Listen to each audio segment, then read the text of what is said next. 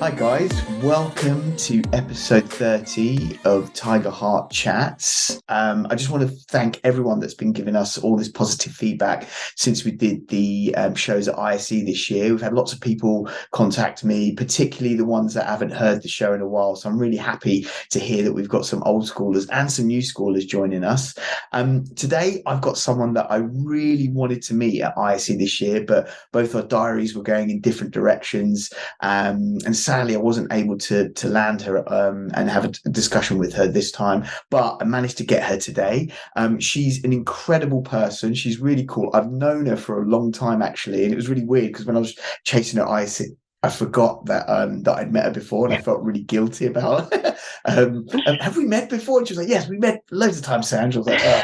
So I felt like a really nasty guy. But yeah, this is the marketing director for a wonderful magazine called Startups Magazine. Please welcome to the stage, Tess Weller. Hello. What an introduction. Yeah.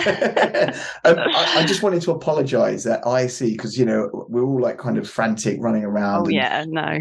You know what it's like. It's crazy. And I felt really bad. I was like, yeah, we met before. I was like, yes, Andrew, yeah. And my kind of my tunnel vision that's like always blurred just suddenly started to like focus on your visage. And I was like, oh my God, yes, Tess. Because we met before yes. on a few of the events that Startups Magazines have done. So there's going to be lots of people that are listening to this podcast that don't know you. Tell us a little bit about who you are. So yeah, as you said, I'm marketing director for Startups Magazine and a bunch of other tech publications as well. And yeah, as you said, I've been working at Startups Magazine for like four and a half years now. And then prior to that, I was actually in the AV industry for a few years, very focused on content creation. So my background is very much like, content creation, getting to grips with like websites and animations and that sort of thing. And then I've sort of developed and gone into marketing and managing people is what I enjoy doing. And yeah, there's a little bit of background to me, I guess. So Awesome. And so because I didn't know you guys were at ISE this year. ISE is predominantly like an AV industry technology conference. And obviously Startups Magazine it's quite broad, isn't it? Because it's specific to the startups industry. I guess two questions. First question is, tell us a little bit about Startups Magazine, but also where you feel Startups Magazine fits within the AV space. Sure. So Startups Magazine champions tech startups, and that's really why we love it. And I have to pull people away from it at times within the team because everyone just wants to write about championing tech startups. And it is a powerful sort of message that gets out there. And ISE, as I said, my background is with AV, so I'd been to ISE a few times before joining Startups Magazine. I'd seen how sort of massive it is, and it is a big show for tech. And obviously during the pandemic, as they came out, they partnered with one of the shows that we also partner with at Electronic Specifier, which is one of the other tech publications, which is IoT World Congress. And so we saw quite a lot of alignment there, but when we actually approached ISE, they were like really, really happy to partner with us and have a relationship with us. And when we got there, it was like, wow, we can see why, because they were really putting an investment into bringing startups into the space. Right. And we were given such a prominent spot that I felt a bit guilty that we hadn't we put a lot of thought into it during the time we were there. But yeah, it was like, wow, we're like, treated really well by ISE. So so we managed to get around and see all of the tech startups that were there. It's clearly something they're focusing on as well to sort of bring a more overarching theme of tech into ISE too. So yeah. Awesome. And I mean, you said like they gave you like a really good space. I mean, for me, with regards to like Startups Magazine, because I bumped into you guys at, I think it was like the launch that you guys did. I think it was near Aldgate. In the day, yeah. Back in the day, I was my assistant and I were like, I think we were in a WeWork and we saw that this event was going on, so we met in there. And I remember meeting. I don't think she works anywhere, but like Daisy. Yeah, and Daisy. Yeah, there was a few other people. That just from a brand perspective, the word Startups Magazine has so much power. You know, as you say, you guys champion tech startups, but you're also championing startups. What's the ethos of the brand? What's the kind of purpose of the brand? That is our mission, to champion tech startups, and it is to give them a profile and a platform to share their story. So, you know, I've worked with I've worked with all the editors at being here since its first year, and Daisy really had a mission when she launched it, that it was to tell their story as opposed to the hard technical side of things, which is what we had always focused on before.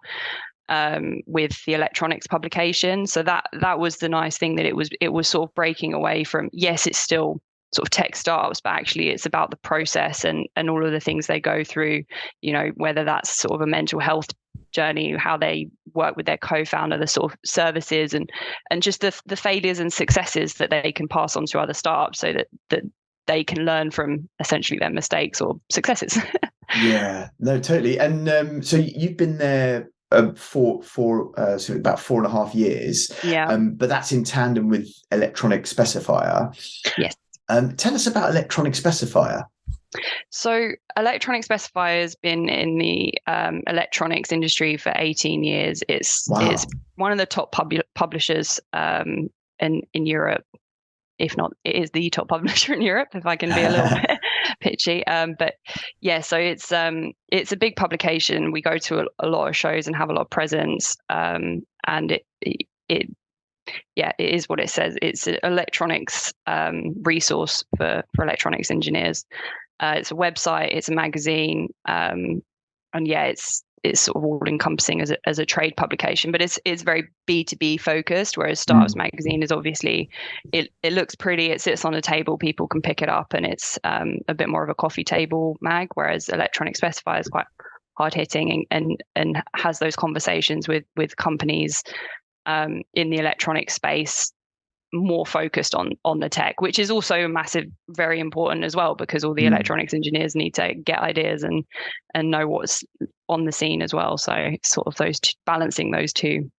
Absolutely. I mean, they're both very different kind of atmospheres and tones, and they both have their place, which is interesting. And it's so cool that they're owned by the same publisher. So that I guess you guys can kind of explore the markets in different ways, which is brilliant and also useful. I think that's it, and it's not. We actually have a few, because you sort of find that there's different breakouts within it. So while Startups Magazine, Electronic Specifier are sort of the two main ones of focus, we also have like Student Circuit, which is aimed at electronic engineering students, and we go on a little freshers fair in September to go and shout to them. We have a website called IoT Insider. So it's just sort of what focuses and what can be the most helpful in the tech space, really, is what we're always trying to achieve. Amazing. So how did you get into this industry? So as a big question. So I came out of uni with a design. It was a design BA. So that was at Bournemouth, and that was, you know, going then into a marketing assistant role. I don't know if you know Roland Hemming, but I went to work with him, who's an AV industry. I want to say veteran, because he's not that old, but he's been in the AV industry a very long time. He's got a very good name, and he wanted to launch a marketing company, and that's sort of where I came in and as a marketing assistant, and sort of grew my skills within content creation. And then it was sort of balancing the whole engineering process with content creation. So it's trying to get in the mindset of an engineer, but whilst I'm not an engineer, I'm trying to explain things to them, which, you know, Roland being an engineer was quite made for interesting conversation, and obviously I got to see ISE and see the industry with audio engineers. So I really enjoyed that part of it. It's not sort of I don't want to say as straightforward as B2C, but I feel like B2C, when you're marketing to consumers, you have a advantage because you are a consumer yourself. It's a little bit more, don't want to say straight. It's not definitely not straightforward. I recently did a master's, and lots of consumer students is definitely not straightforward. But with business to business, it was like getting in the mindset of engineers and trying to understand that process is what I quite enjoyed. And it was, then that's a nice industry to be in anyway. So I wanted to work with engineers, and then when I moved on from Copperleaf and Roland's content creation marketing agency, it was sort of looking to stay within the tech space. And just took that next step with Electronic Specifier. They had a job opening and they were local, and rest is history. Where is local? Kent. So Kent. I'm in Tunbridge Wells. So Tunbridge Wells. And then so just talk to us about that methodology, because you touched on it, just the difference between the science of understanding the mindset of the difference between B2C and B2B. How do you as a marketing director, how do you work within that niche to truly kind of find that right narrative and elaborate off that? It's always learning. It's definitely something I've really tried to focus on in the last couple of years as well. So I'll never truly understand what electronics engineer goes through unless I actually went into an experience being an electronics engineer. But we do lots of readership surveys. I'm always at the events having conversations with them. And then more recently, I did a MSc at King's College, and my dissertation was a research piece with electronic engineers, sort of understanding where their processes were in terms of coming back to events after the pandemic, and how they're how they consider marketing as well. So that was really interesting, and I think that actually having conversations at the end of the day with electronics engineers is the best way to really know how to reach them. But it still does baffle me at times, because there'll be a really nerdy piece of kit that we're sending out to our readers, and it does really, really well, whereas the competition for Beyonce tickets won't do so well. So it's like obviously one is much more relevant than the other, but Absolutely. Do you find that process challenging at times? Yeah, definitely. I think it definitely helps having electronic engineers that you can just talk to on the cuff as often and as whenever you need to, really. So we're very invested in going to a lot of events, and that's sort of what I do preach it in a lot of sort of marketing conversations that I have. I don't think you can put enough emphasis on going to events and being in front of people, because then you're building that trust, you're getting the relationship, you're getting the understanding from them as to what they need as well. So sort of across the spectrum, that is my I'm sort of skipping ahead to the tips, but being in front of them and having a chat with them is invaluable. So you touched on something really interesting there about how since the pandemic you've had to really focus on driving that initiative to stimulate the debate again and understanding the industry again. What was your mindset? And this is a personal question. What was your mindset like as you were working for Startups Magazine and Electronic Specifier, as we were heating up to the pandemic? I'm assuming when the pandemic hit, things for you changed dramatically. What was your mindset, and how did you? What were you thinking about at the time?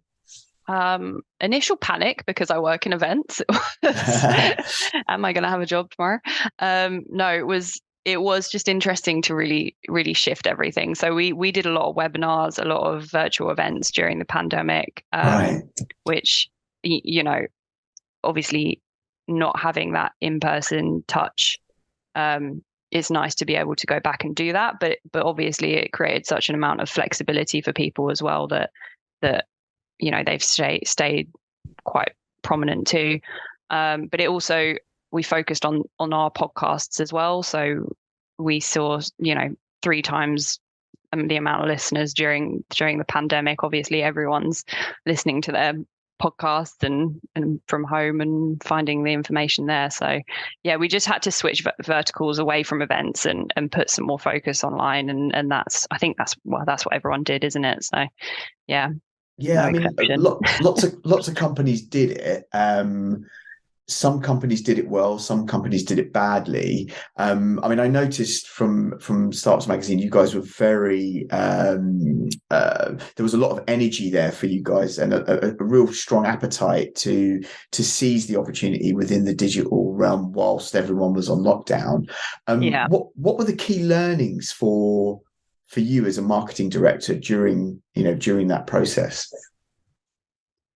Yeah, I think we had some success because we were off the mark. Like that was, you know, being really adaptable, just going straight from, right, we can't do it in person, let's switch immediately and sort of change our mindset. And I think that really, our team is it is a really strong team, and our communication is there. So just having that communication to be adaptable and fast off of that, so that was a big part of it.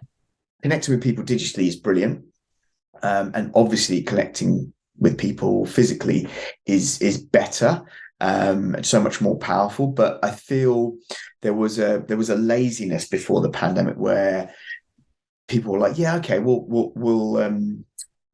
meet and we'll have this discussion. But I feel like now there's this real strong hunger for, when you do meet someone, to really focus on the specific conversation, but that specific conversation will have some form of outcome, and to try to kind of fight for that outcome. So that's what I've learned.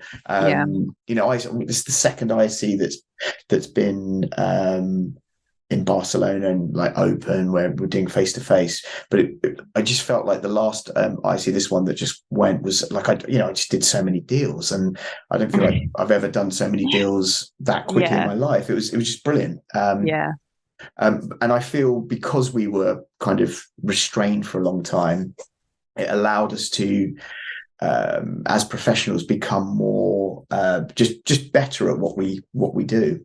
Yeah, I definitely agree with that. I think people put a lot more thought into their actions. If they're going to go out and meet someone, it's got to be effective, because, you know, there's so much more consideration for the work-life balance now. So they don't want to give up their personal time as well as their work time. And they want to make sure that it's valuable contact. But it's definitely I think essential to do. Well, it is essential for in person. That's sort of the results of my sort of research last year, was that, you know, if without that in person touch, you can't talk about perhaps issues that are somewhat sensitive. People don't feel like they can do that online, and it's just, you know, you can't go out and physically touch factories and stuff. So that's, you know, added to the problems in the supply chain as well. Not a level of trust to build new relationships that you build online that you can do in person. So yeah, in person is very important. Absolutely. What's exciting you about the startup industry at the moment? What businesses have you bumped into that really inspired you recently?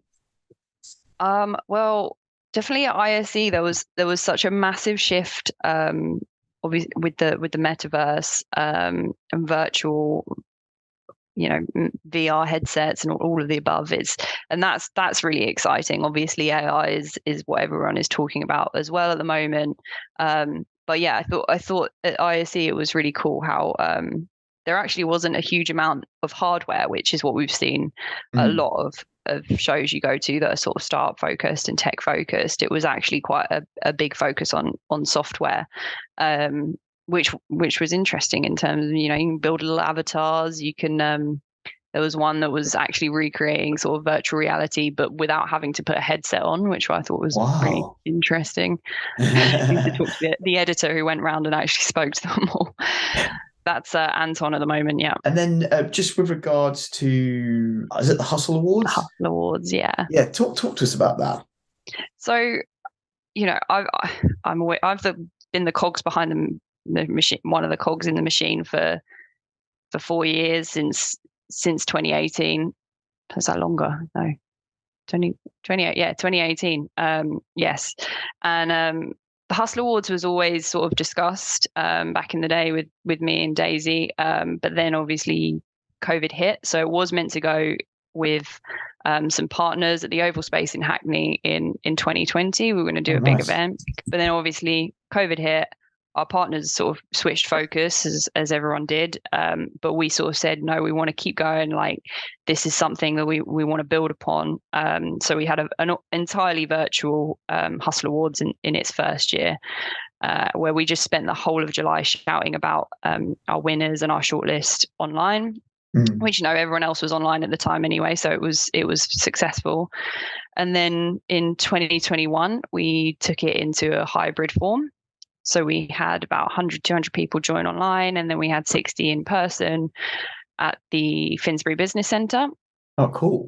Which, yeah, again, was quite cool. And it was such a nice buzz around it, maybe because it was one of the first events after lockdown. But it was just such a nice feeling about it. Everyone who came had a great time. There was so much promotion on LinkedIn and shouting about their wins afterwards that it was like, oh my God, there's so much opportunity here, which you see with the magazine. When you have hundreds of people asking to be in the magazine, you can't promote them all, which is frustrating, because you have a lot of great stories, but you have to be selective with the magazine. Yeah. So the event offered another opportunity to carry our mission forward and shout about these tech startups, but gave us a bit more of an opening to talk about other startups as well, which naturally the magazine draws to it. So we took it forward from 2021 into 2022 with a big idea at the Steelyard.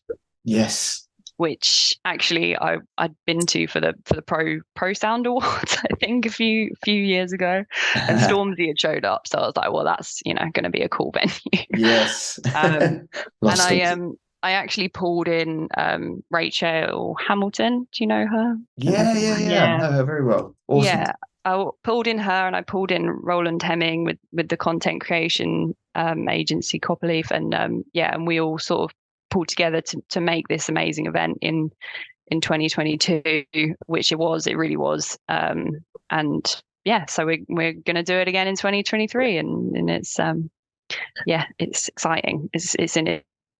Amazing. What's the just for someone that wants to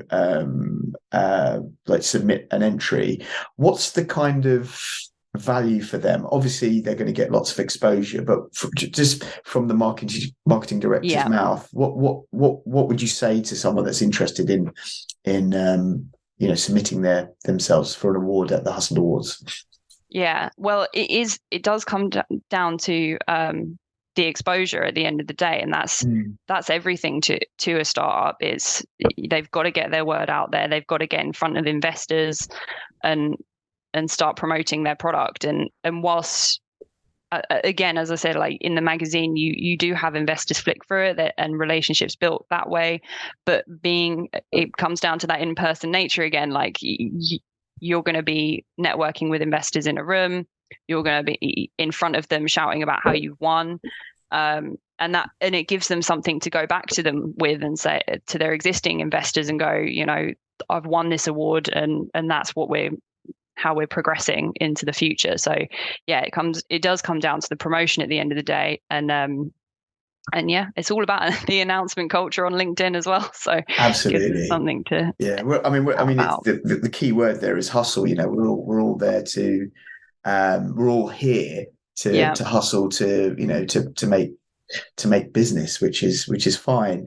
If someone wants to submit themselves, where do they need to go? hustleawards.co.uk. Hustleawards.co.uk. It's live until the 31st of March for the submission portal. So awesome. Yeah. So they've got about 28 days. They do, yeah. Amazing. The clock is ticking. That's cool. So we've talked about a bit about your background. We've talked about some of the projects that you're working on. We've also got some insight in how you work. I wanted to talk because we've had quite a few practitioners in mental health appear on the show. Just talk about how their thoughts on people that are struggling with mental health in business. How do you keep a clean mind? How do you protect your mind, your soul?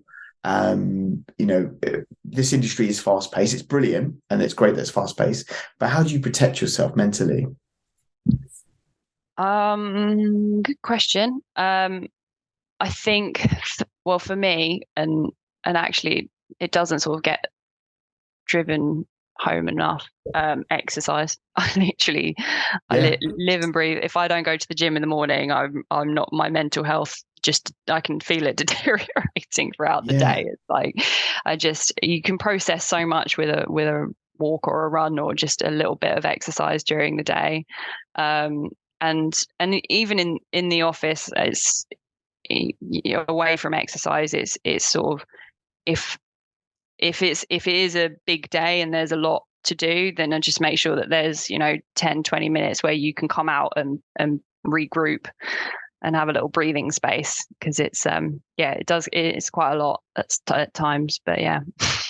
Absolutely. I mean, I'm the same. I find particularly exercise, actually, and it's only something I found in the pandemic, is that it really does soothe the mind. And I also find it allows me to plan for the day as well. If I'm going for a jog or whatever, if I can kind of look at the shelves in my mind and start to put things on those shelves, it really allows you to just be prepared for the day, which is really important. But also there's that release as well. You're kind of excreting I don't want to say the stresses of life, but it just allows you to unwind. It's really important.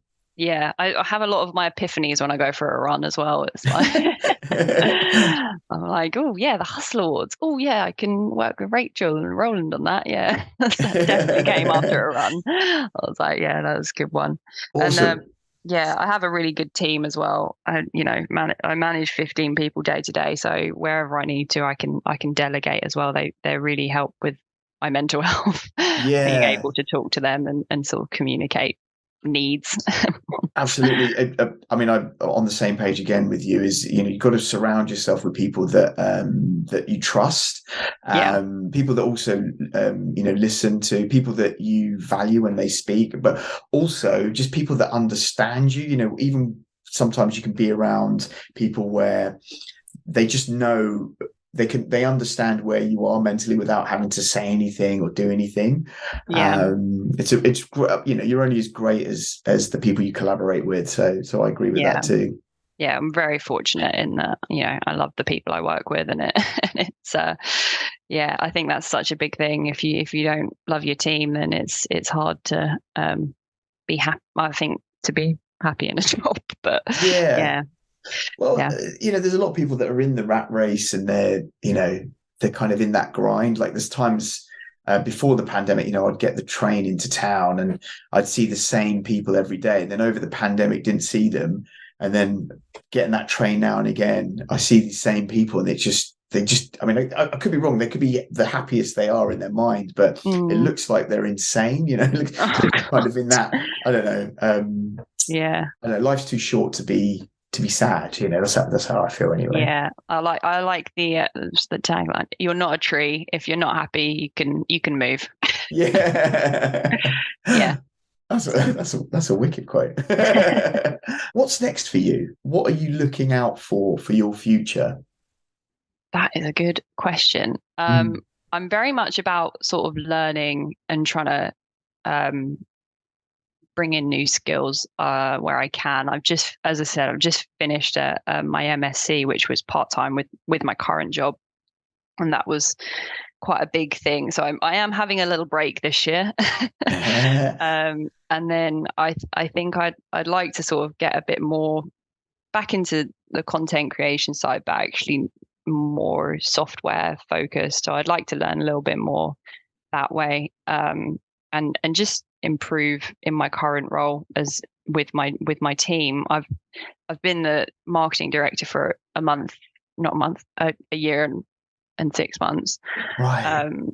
Which involved then having the editorial team come to me, the production team come to me, the sales team don't quite come to me, but I still get nosy and figure things out with them. Yeah. But it is just sort of about business strategy for me. I'd like to sort of improve delegation with my team so that I can focus a little bit more on the strategy for the businesses and improve there. So that's sort of my goals in the foreseeable future. Amazing. And then you said that you did your MSc in tandem whilst you're working at Electronic Specifier. Yeah. What were the challenges in balancing those two when you were doing that?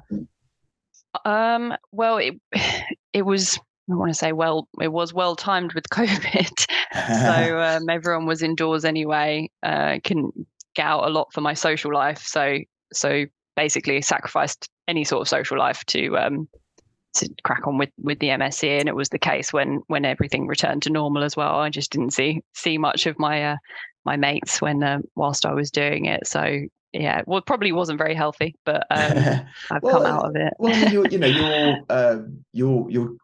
you're learning something new, and there's a joy in that. I'm sure you really enjoyed that process, even though it was challenging. Yeah, definitely. And I can't sort of recommend that focus as well. Like, it doesn't have to be something massive, but just like actually using some of your time to progress your own goals and what you want to do is really invaluable. And I will be looking into more courses in the foreseeable. Yeah. Awesome. This is quite a therapeutic question, and I ask all my guests this just because I feel it's important, and I know people listening to this will probably get a lot of value from this. You've been a professional for a while now. You're becoming a captain of industry. I'm sure you learned a lot over this this time, but also you probably made loads of mistakes, and there's been lots of challenges. What advice would you have given yourself, now that you know what you know, if you met yourself, who's just as she's coming into this industry? I think you can't to get out there and talk to people. I think you learn so much just by having a conversation with someone. So it's hard when you're a graduate and you're fresh out, and to develop that confidence. And it's definitely something that I see managing people as well. It is largely about developing confidence in their own abilities, but it's also about developing confidence to go and have a conversation with someone and do that networking, because they might say something that you've never even thought about. Like, I think good example, during the pandemic, I was looking for softwares for virtual events, and actually if you don't know, then go and find the answer from someone who does know, because they exist, and they're more than happy to have a conversation with you if you're genuinely interested in what they're doing. So that's why I got starting to recognize where your capabilities end and where you can get help from other people, like with the Hustle Awards, reaching out to Rachel and Roland to support was something that I probably wouldn't have thought of when I was a graduate. I mean, it's an amazing quote. If you don't know, then go and find the answer from someone that does. Yeah. It's so good to to connect with people and learn from them. And you know, the great thing about having conversations, you know, specifically when you have a goal or when there's a door you're trying to open, is sometimes you can find loads of other doors from that conversation that you never would have thought of, which you will open from having that conversation, and it will just take you to that, take you somewhere else, which is really important. Yeah, 100%. And it's why I love working in events and actually getting out there again and going to all of these shows and starting up our own events and the Hustle Awards, is because that's what I'm passionate about, is getting out and having those conversations to try and learn more. It's yeah. I love that quote. That's a good one. Well, it's your quote, so. Oh, right. Oh, no, is it? I thought that was a real quote. I didn't say that, did I? Oh, okay. No, probably out there. Yeah. Awesome. Tess, like, it's been absolutely awesome having you on this show. I know people listening will get a lot of value from it. I hope you got a lot of value from it, because I remember you saying it's the first time, or one of the first times, you've done something like this. Yeah. Hope it was all right. I'm sure there were a lot of ums. Oh, no, that's cool. I mean, listening to your voice is always, when I say your voice, I meant like you're saying like my voice, not listening to your voice. But yeah, just listen to your voice naturally. You know, you do listen to it and go, huh? What? I didn't know I do that. But honestly, this has been brilliant. Conscious. Yeah, okay. If anyone wants to get in contact with you, what's the best way for them to do that? They can definitely connect with me on LinkedIn, Tess Weller, or you can drop me an email at tess.weller@startupsmagazine.co.uk. Awesome. Well, Tess, thank you so much. Those of you listening, I hope you guys enjoyed this wonderful discussion that I've had with the awesome Tess Weller. If you're sharing this and you're liking, etc., please make sure you share with the hashtag Tiger Heart Chats, all one word. Wherever you are, whatever you're doing, please be good.